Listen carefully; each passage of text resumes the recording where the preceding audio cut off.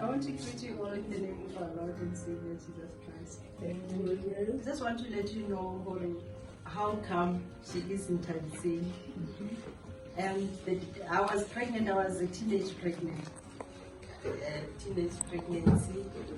And then for me to fall pregnant, I actually wanted a baby. To be honest. I wanted to fall pregnant, I wanted a baby. I guess it was not a mistake.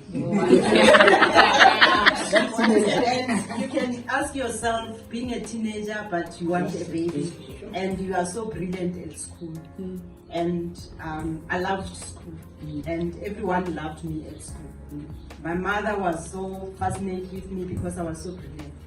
But the thing that wanted me to fall pregnant, it's because I was supposed to get married to an older man.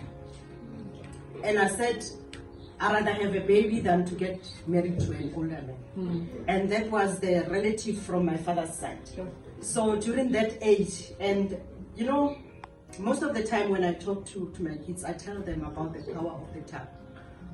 I wished to have a boyfriend that will put my father to order, because he was so physically and verbally abusive to all of us, my mother and all of us.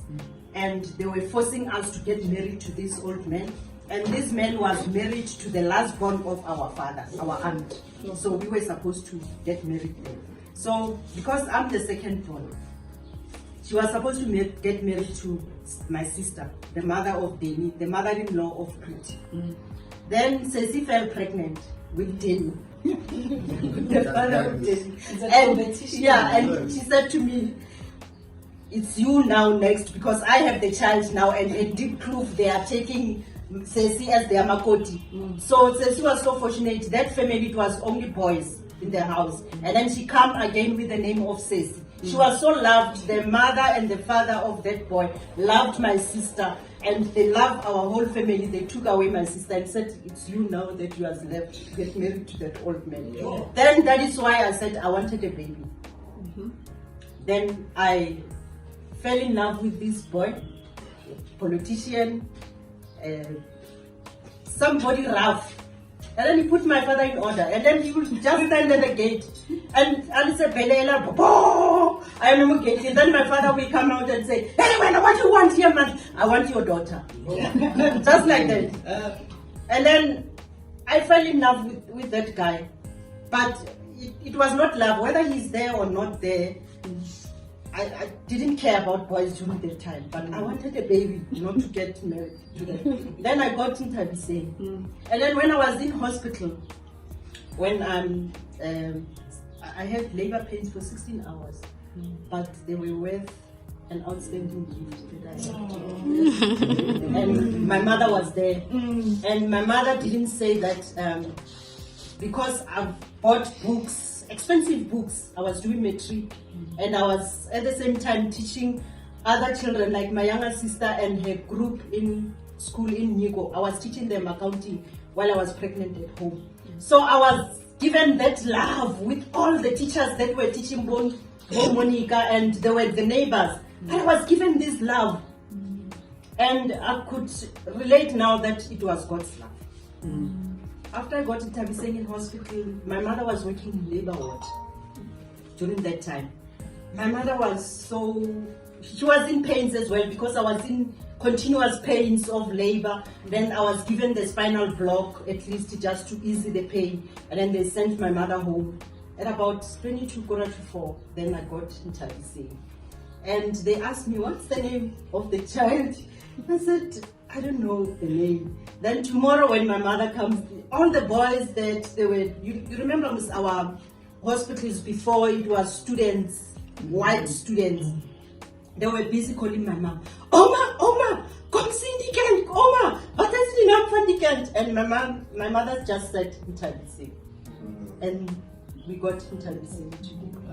And the father, when he comes in, he said Tabising is his granny, Patricia. And they look alike with the granny. She was tall, beautiful, and she was Patricia. She was given the name Patricia. So ever since I laid my eyes to you, Tabising, and when I started to carry I had this unconditional love up until now. And no matter what saying, no matter what we go through, we've had ups and downs like every child and mother. Yes. And sometimes I felt that saying hates me, but saying loved me honestly. And I also love her. Even now, we going through all these years, we've been through our struggle financially and everything. But what I love most is the happiness, the peace and happiness that we have in our family.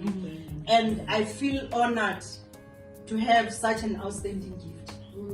And I feel so blessed to have these kinds of children that God has blessed me with. Because they have accepted our situation and turn it around. And when I'm with my children, all of them, and my grandchildren, I don't feel like I'm alone. I feel like I'm having my brothers and sisters. Tabo, it's a son. He becomes my husband as well. He becomes the uncle as well. He's everything in the house. Ntabiseng is there. Ntabiseng is the mother, is doing everything. And she wants to become my mother. Thank you, Mama, for giving me life, for agreeing to bring me on this planet. I acknowledge and appreciate all you have done and still doing for me. Your commitment, your sacrifice, your love, your efforts, your tears and laughter and other emotions have molded me to who I am today. I shine bright because of you. I love you so much, Mama.